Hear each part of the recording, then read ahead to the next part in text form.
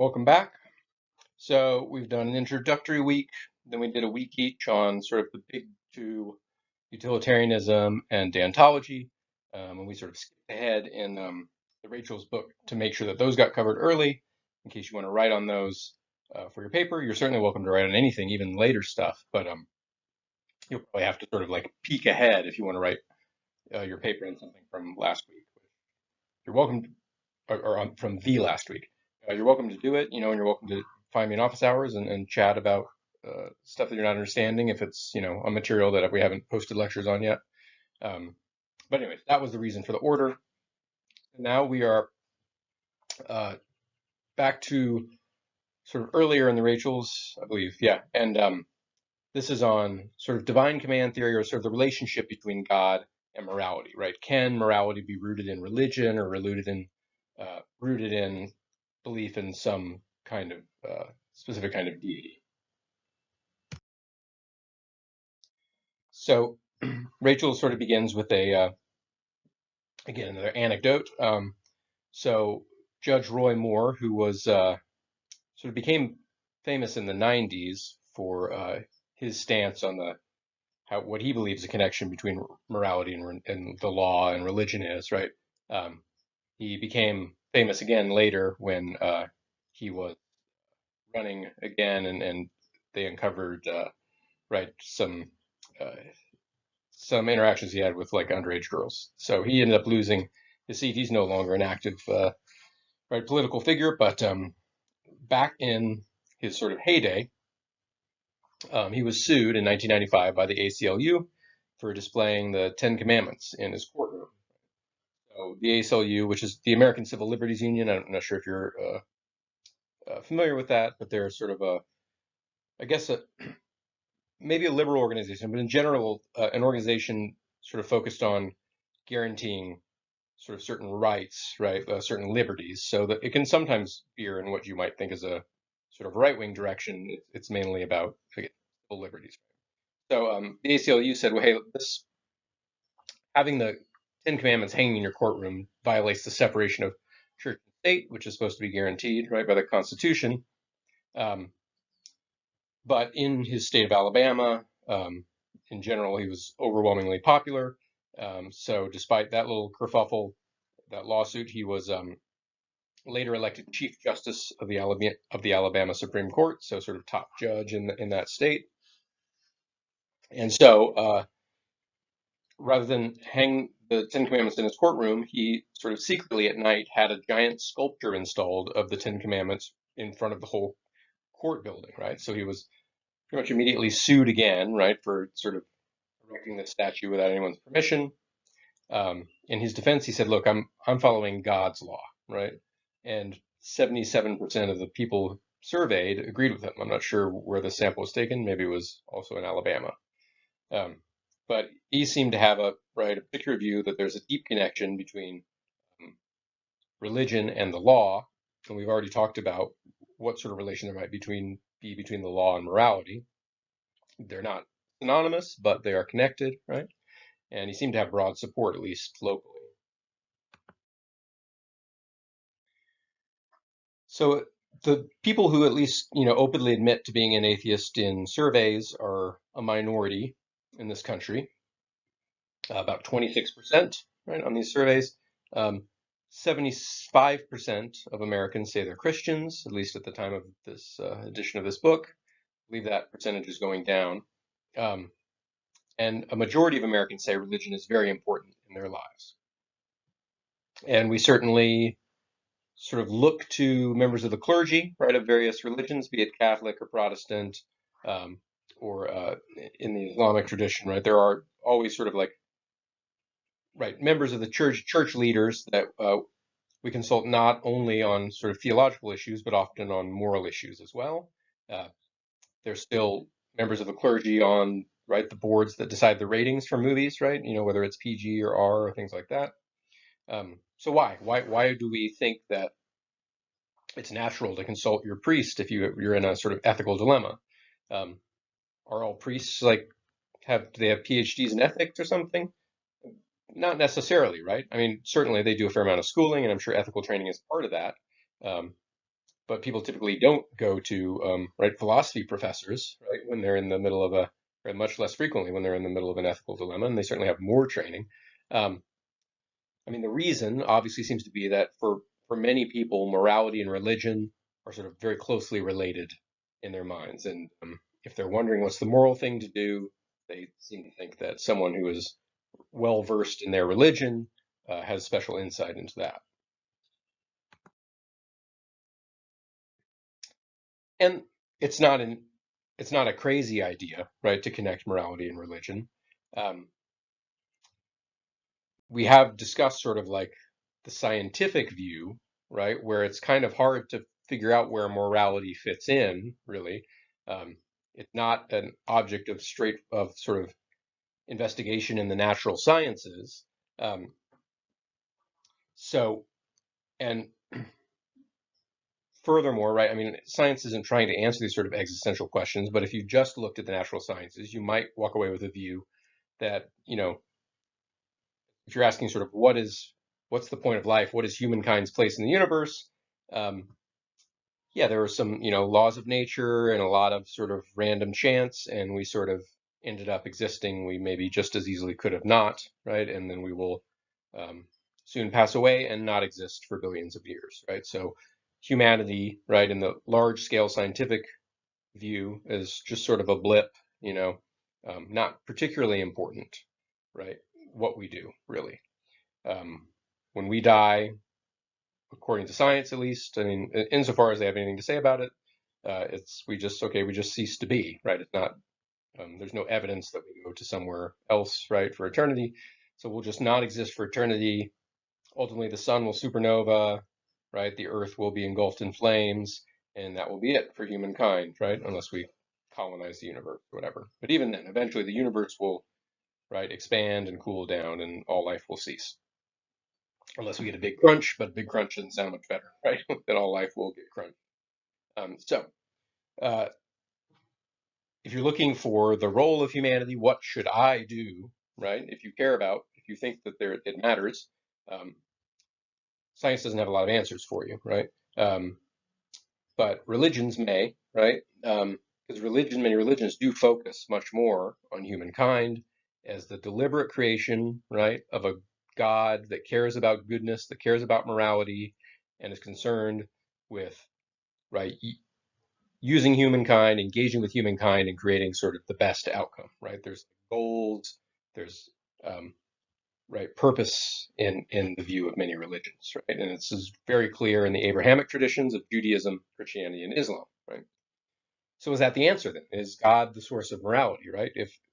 If the scientific view doesn't seem to obviously have a place for morality, does it come from God?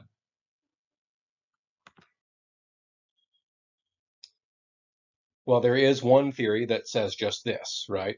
This is called divine command theory, and it says moral rules are devised and handed down by God. Something like this, right, is in the Bible, the Ten Commandments, right, were handed to Moses.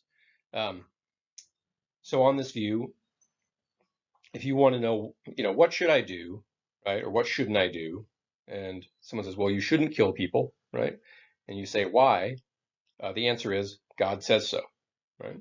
Um, that's a reason, right? And we're asking when we ask about ethical questions, we want the answer to have reasons, and that is a reason. Why is murder bad? God says it's bad, right? Um, so this kind of solves one problem of objectivity or subjectivity, right? There is sort of objective morality. It's the same for everyone, right? It's independent of your own feelings. It's independent of your particular culture, um, right? There's one God, typically in this kind of divine command view, right, that decided for everyone what the rules are. And it also gives us some motivation to obey those laws, right? If you don't, um, God will punish you in some way.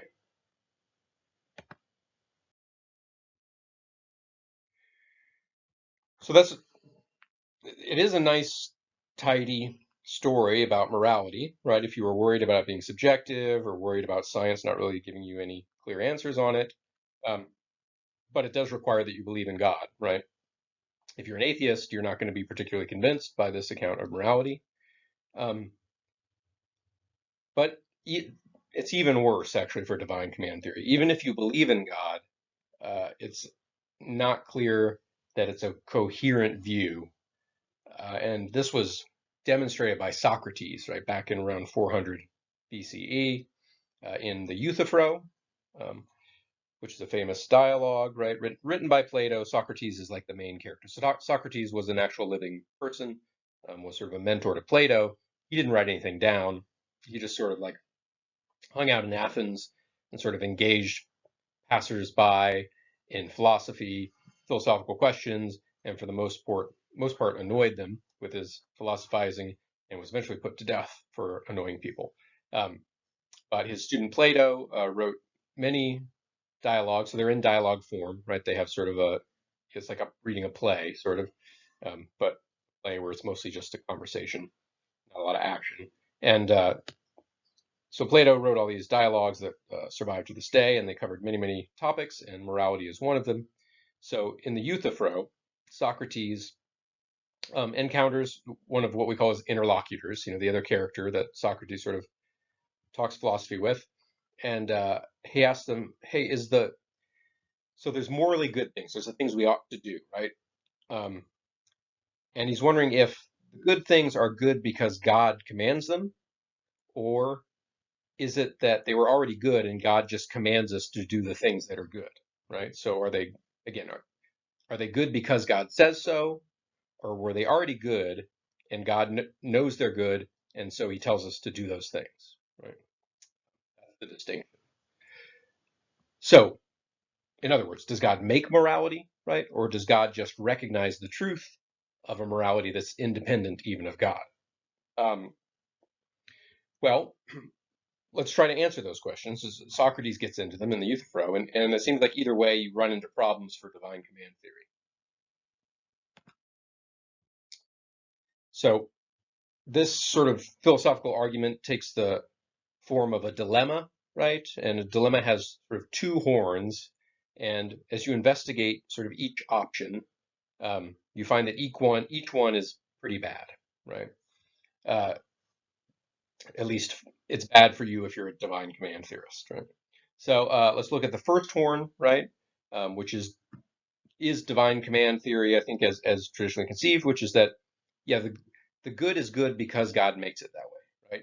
Before God said so, right, there was no fact of the matter about good or evil, and then God commanded us, yes, do not kill. And all of a sudden, murder became wrong, right? Or lying became wrong when he said, right, don't lie.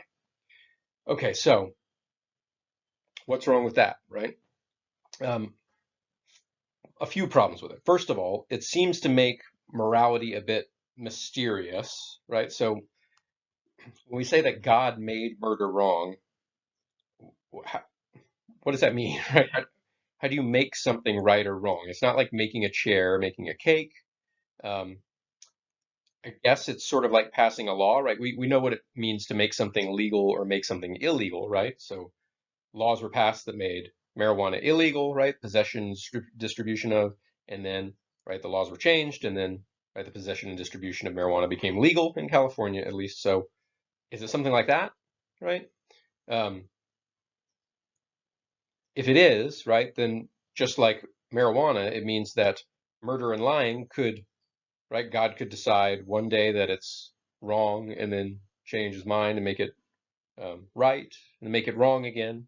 Um, he could apparently, right, make murder right simply by saying, okay, now murder is good, right, and not murdering is bad. Um, so that's a little mysterious. Um, well, so it's mysterious unless you think of it in legal terms, but if you think of it in legal terms, we run into a second problem. Um, if that is the picture, right, so it's not so mysterious, it's just like passing a law and God just decided, and tomorrow he could decide that, right, murder is right. Um, that seems to make God's commands look pretty arbitrary, right? Um, if you tried to ask God, right, a further question of like, um, why is murder wrong? He would have to say, because I said so, right? Like a parent when they get tired of sort of reasoning with their child, right? Um, but in that case, he's it's not just he's tired of us. There literally is no further reasoning behind his commands, right? One day he says it's good, one day he says it's bad. He could have done it either way, right? He could have, right? I just, as a sort of joke, I have the satanic commandments here, right? Those could have been the Ten Commandments that God commanded on this view, right? It's just whatever he says, and there's no other reasoning behind it. So he could have commanded us to lie, murder, and steal, right? Could have commanded that honesty and respect for persons and property are wrong, because his commanding it is the only reason, right, for some action being moral, his or her. I slip into saying using the male pronoun for God, and I'm talking about largely these Abrahamic traditions where they do use the male pronoun.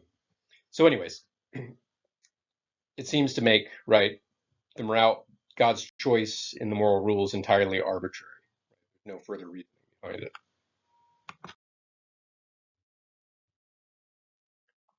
All right, so now we're still in the first horn of the dilemma here, right? But there's just like lots of problems with it. So the third problem of it is that this conception of morality, not only does it sort of not provide reasons beyond God said so, it seems to sort of provide the wrong reasons. We kind of already know what the reasons are for moral principles, right?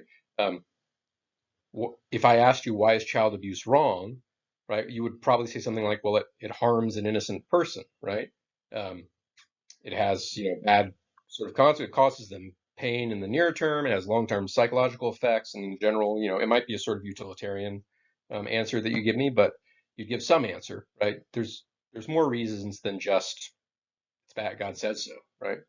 Um, and divine command theory seems to say all that stuff is totally irrelevant to the morality, right? So child abuse is not necessarily wrong because it harms children, right? It's wrong because God says it's wrong, right? That seems strange, right? It seems like we already know the reasons for some stuff. Like if God never existed, then child abuse somehow wouldn't be wrong. Um, that seems hard to swallow, right? Yeah, we don't need God to understand that harming an innocent person for no good reason is bad. It's wrong, right?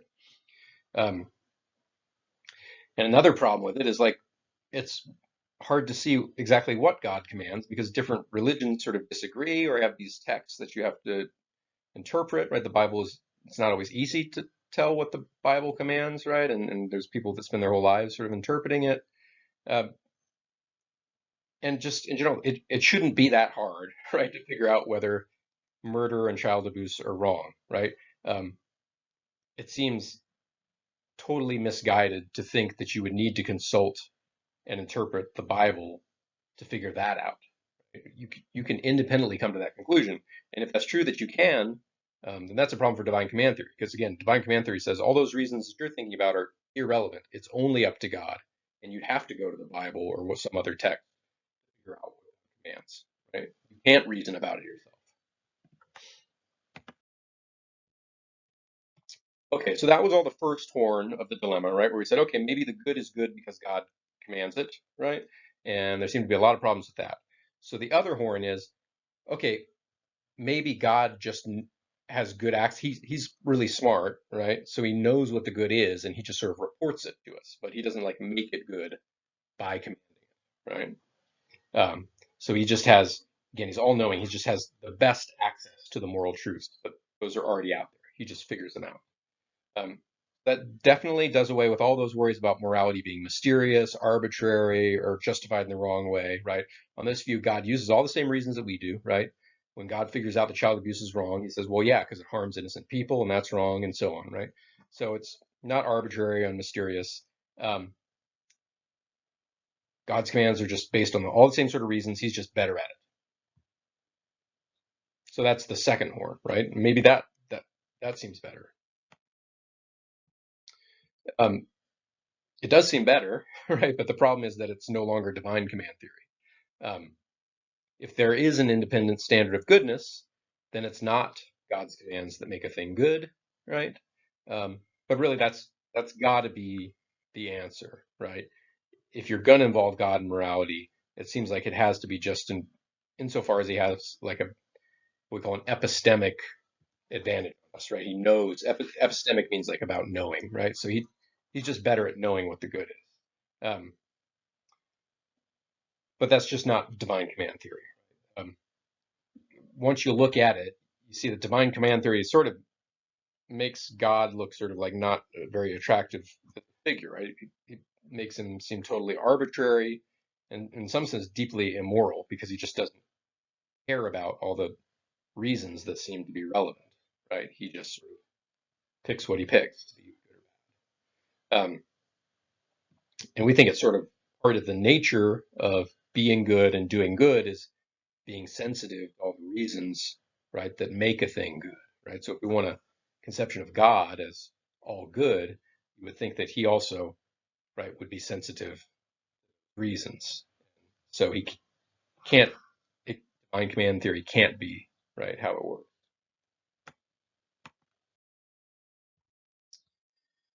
So, that's one. There are still people, I think, that believe divine command theory, right, that are sort of deeply steeped in religious traditions. I think most philosophers think that Socrates pretty much destroyed that account of the relation between God or religion and morality, uh, right, thousands of years ago. But there are other accounts of the relation between God and morality. Um, one is natural law theory. So um, this is actually probably the more dominant theory of morality in at least the Christian tradition. It sort of originates with Aristotle, who was a Greek. He was sort of in the after Plato, right? He was also an ancient Greek, not a Christian. Christianity didn't exist yet, uh, but it had a big influence on Christianity later. And so through scholars like Thomas Aquinas, natural law theory got integrated into most mainly Catholic tradition. So what is natural law theory? So for Thomas Aquinas, a sort of very quick overview of sort of his metaphysics. He says you pick anything in the world, any object or whatever, and if you want to understand what it is, or if you want to understand everything about it, you ask four questions. So number one, what is it? Number two, what is it made of? Three, how did it come to be? Right? How was it created? And then four, what is it for? What is its purpose? Right? Pick an object. You ask number one, what is it? It's a knife. Number two, what's it made of? It's made of metal. Well, how did it come to be? Well, right, a blacksmith made it, right? A craftsman made it. And what is it for? Cutting stuff. So if you've answered those four questions, you understand a lot about this object. So um, importantly, this sort of what is it for? It makes obvious with a knife, right, where it's designed by a human and humans can give things purposes and make things for a purpose. But Aristotle thought actually everything um, can number four can be answered sensibly, right? Even for sort of like rocks and trees and stuff that's not made by humans with an explicit purpose. So, for example, your teeth, what are they for? For chewing, right? Your heart, what is it for? For pumping blood. Rain, what is it for? To nourish plants, right? And so on. So everything has a purpose for Aristotle. Well, everything has a purpose. You've got a pretty sort of rational and orderly universe, right? And rational in the sense that, like, in the sense of how human rationality is organized, right? The universe is sort of organized in that similar way, where everything has a job and a purpose, right? And a sense of meaning. Um, Again, rain falls for plants, plants grow for the animals to eat. Um, and for Aristotle, humans are sort of at the top of the food chain here. So animals exist for humans to eat. So if you ask what is such and such for, and you keep asking, it's going to circle back to to humans, right? Everything's kind of for us. Um, so later Christian scholars, I mean, you can sort of see how this sort of like meshes nicely with Christianity, right? Where uh, all you have to add to our Aristotle system is say, yeah, and right, the reason everything has a purpose is because God made it that way. Right? God created the universe, He gave everything a purpose, and humans are His special creation, and all the other stuff is there for us, right?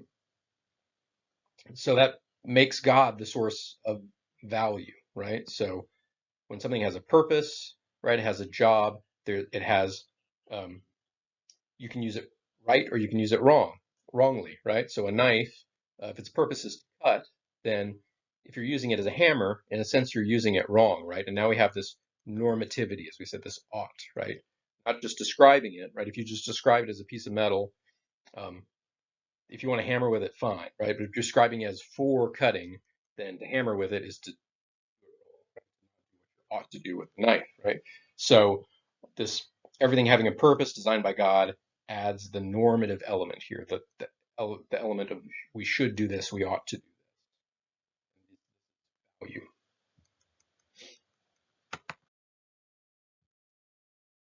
Okay, so if God has given everything a function, then as I said, this provides a normative force that tells us how things ought to be.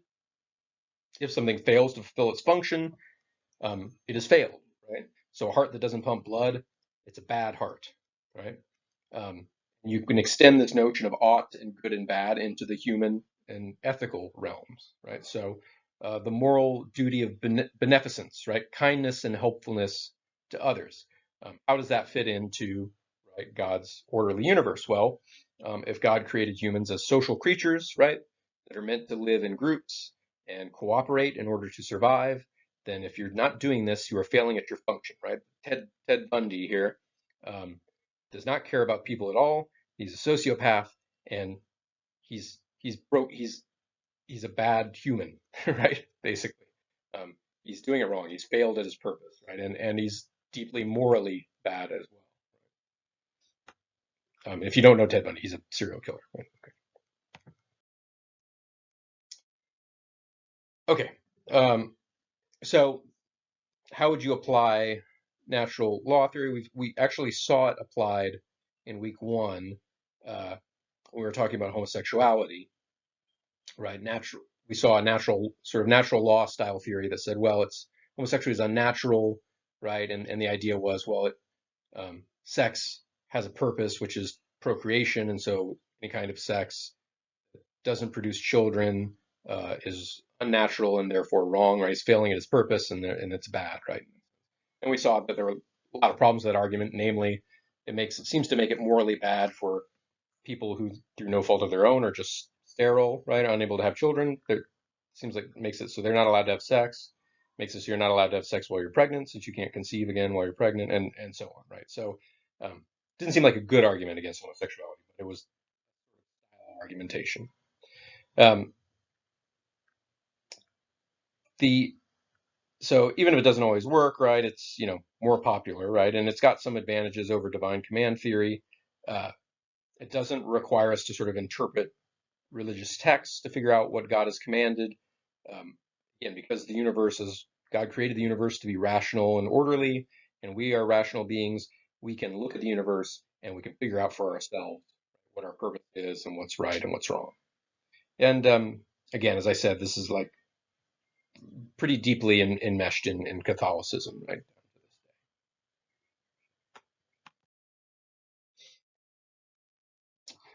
But of course, well, we saw natural law style arguments sort of fail with regards to homosexuality, and this is because of some more general sort of in principle problems with this approach, right? So, um, first of all, natural law theory, right? It makes this little leap from sort of what is natural, right? What is the function of a thing, and moral goodness, right? And there is a connection in yeah, your function provides a sort of normativity where you can say you did it well, right? Either you're a good knife or a bad knife, right? If you cut or you don't cut. But then the jump from that kind of goodness and badness to moral goodness and badness is actually a little questionable. Right? So just because something has a certain function in nature doesn't necessarily mean it's a good thing, right? So here's just one example. Like tornadoes are natural, for example, right? It's hard to say it's a good thing. Um, and there's like one particularly horrific example, right? There's a fly, and it's it is evolved sort of right to interact with humans, and it bites humans, right? And it causes blindness in children, right? So this fly has a job in nature, and it involves blinding young children, right? Um, Surely that's not good, right? Surely God doesn't want that, right? That's not in his plan, right? But it's a totally natural thing. This fly is just doing its sort of natural job. And I mean, think of examples yourself, right? Natural things. that no one would say are necessarily good, right? So that seems to be a problem for natural law theory. It seems to be making a little bit of an illegitimate jump from the natural to the morally good. Another problem, uh, it seems to confuse is and ought. And this is our old friend Hume pointed out that you can't get an ought from an is statement. So the is and the ought are, like we've been talking about, is sort of descriptive statements. This is just describing the world as it is. And then ought are the normative statements to say this is what should be, right? And what Hume pointed out is that you can describe the world all day long, right? Whatever level of detail you want. None of that will entail an ought statement, right? None of it says, okay, therefore it should be this way. They are just logically distinct types of statements, according to Hume. And many people are convinced by this. So, for example, you get sex produces offspring, right? That is a descriptive, sort of by and large, right?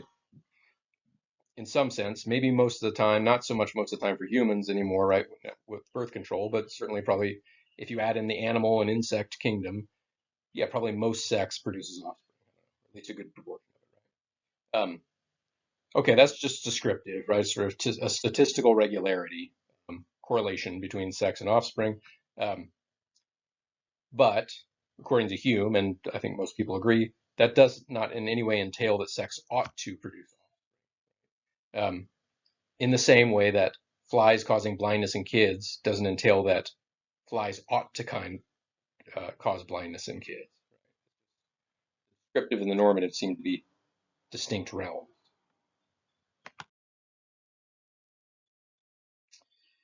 And another objection to natural law theory is that, I mean, the view that God has designed everything with a purpose is sort of no longer the dominant view, right, in science.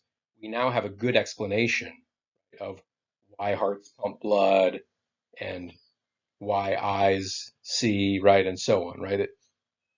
You before Darwin, you you might have been excused if you thought, wow, it's so impressive, right? How complex our bodies are and how everything does its job and keeps us alive and keeps us together. It must have been designed by God, right? How could it happen by accident? Well, now we have a pretty worked out theory of how it can happen sort of by accident. And it's just millions of years of random genetic mutations, right? And some of those mutations just make it a little bit easier for that generation to reproduce, right? And you repeat that again for thousands of generations and millions of generations, and yeah, you get sort of the mutations that are most effective at preserving life. They stick around, and so it seems like they're like designed, right? But it's just random mutation. Um, so just because an evolved trait fulfill a function, like so a heart pumps blood, that doesn't mean it's like the right thing to do. It doesn't mean it was God's plan or anything like that. For all we know, evolution will eventually get rid of hearts altogether and find a more efficient way to circulate blood, right? Or do away with blood altogether, right? Or maybe our species will just die out, right? And it'll turn out we're never good or bad in the first place, right? Um, Certainly, science doesn't give us the view that, right, everything is designed for us, right? Again, on the scientific view, we are a tiny blip on a cosmic timescale of billions of years.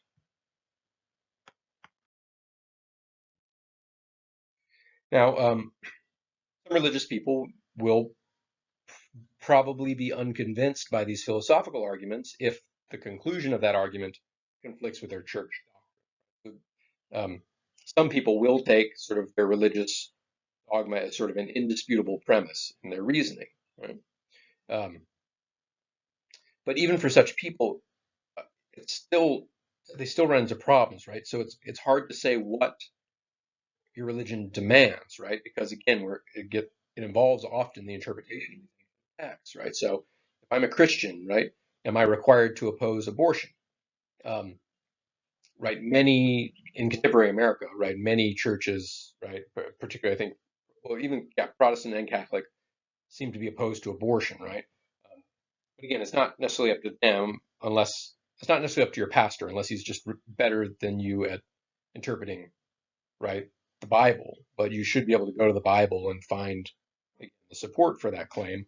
Um, and what you often find when you go to religious text is you get commands that are ambiguous, contradictory. You often get religious authorities that are trained in interpreting those texts that also disagree.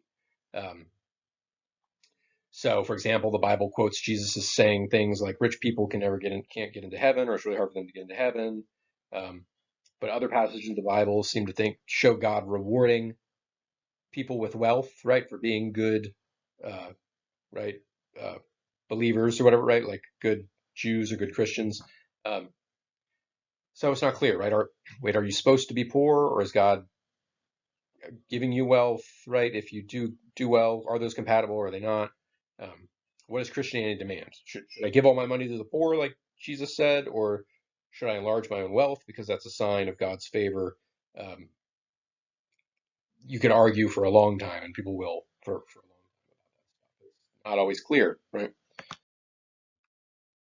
So on the issue of abortion, if you really wanted to get into the details, it's difficult to say. Um, the term abortion doesn't appear in the Bible, of course. Um, there are some passages that people have interpreted as suggesting a moral status for an unborn fetus, right? So here's a quote, right? Before I formed you in the womb, I knew you, and before you were born, I consecrated you. So, right, by referring to you, it seems to maybe, right, imply personhood, right, for the person before they're born, or for the fetus before they're born. Um, but it's tough to say because in context, it's not like specifically meant to be about abortion. It's about the prophet Jeremiah. Like it's basically saying God preordained Jeremiah to be a prophet, right? So it's not so much talking about, in general, the moral status of a fetus. It's saying God, from beginning of whenever, way back, decided long before he was really even conceived that Jeremiah was going to be a prophet, right? So maybe you take that as support. It's not uncontroversial support for abortion, right? And then there's other passages in sorry, not uncontroversial support or condemnation of abortion. And there's other passages in the Bible that, for example, if a woman has sex outside of marriage, it says to be executed. And they don't seem to get into the details of like, well, what if the woman is pregnant, right? If the woman is pregnant and she's executed, then the fetus will obviously die as well. Is that a kind of abortion? Is that recommending abortion? Is it not? Um, Very difficult to interpret, right? So point being, it's just hard. Biblical interpretation is hard. So even if you're just taking it as, right, hey, this is a premise I will not give up, right? What the Bible says is true. Bible's commands, right? Just even then, it's a tough job to figure out what the Bible commands, right? And certainly, what you shouldn't be doing if you are at all actually pious is like just kind of handpicking stuff right out of the Bible for your own purpose that appear to support your view when they're taken out of context or whether that's sort of like maybe sacrilegious, right? I would assume that you would have some respect for the Bible, right? And take the job of interpreting it seriously and working out all these stuff. Well, you might defer, right, to priests and people who are trained in sort of theology and biblical interpretation and stuff like that. Um, Currently, both the Catholic Church and many Protestant churches are officially opposed to abortion, right? So, interestingly, the Catholic opposition to abortion is not so much based on directly on quotes from Scripture, but instead on this natural law theory that, as we pointed out, is sort of came down from Aristotle and has now pervaded a lot of Catholic theology. Uh, so the idea is that abortion, along with other kinds of contraception, interfere with a natural process, right? So again, what's natural is good. It's all there for a purpose, right? So sex leading to pregnancy, leading to birth, all happens naturally. It's supposed to be good according to natural law. Of course, we've seen problems with natural law theory. So if that's the basis of the opposition to abortion, then it's hard, and it's not clear whether any better, right? That it's not clear that the conclusion that abortion is wrong is any better than the theory it's based on, which we've seen has some holes. Um, I mean, for one thing, natural law theory, as we've seen, conflicts with science, but the Catholic Church supports science. I mean, it's at this point has officially endorsed the theory of evolution. So there's a little sort of inherent potential contradictions there. Um, and also that even Catholic sort of policy in their tradition has changed over time. So at one point, the view in the Catholic Church was a fetus is not a person from conception. It's only a person when it gets a soul, right? So at some point between conception and birth, the soul enters the body. And at that point, it becomes a person. And at that point, abortion was wrong, right? Um, Before that, it wouldn't necessarily be wrong.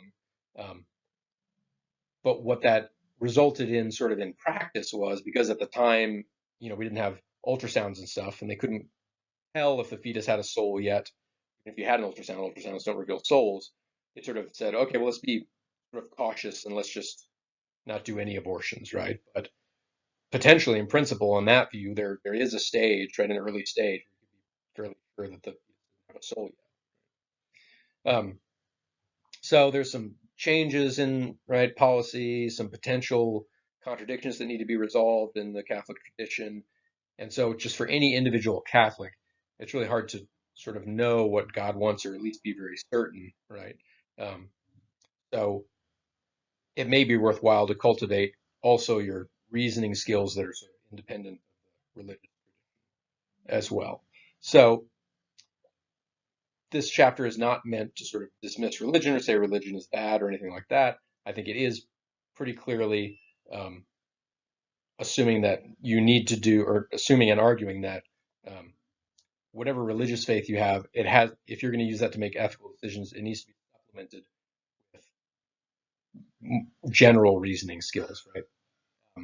Because it's just not clear that divine command theory seems like a non-starter, right? To begin with, natural law theory has some problems. There's problems interpreting scripture. You really got to use your head. You can't sort of blindly follow religious authority at all times. So, hope that's not too controversial, right? Again, I'm not saying religion is bad or that you shouldn't do it, but that just also you should think as well. Okay, well, that is it for this lecture, and we'll see you soon.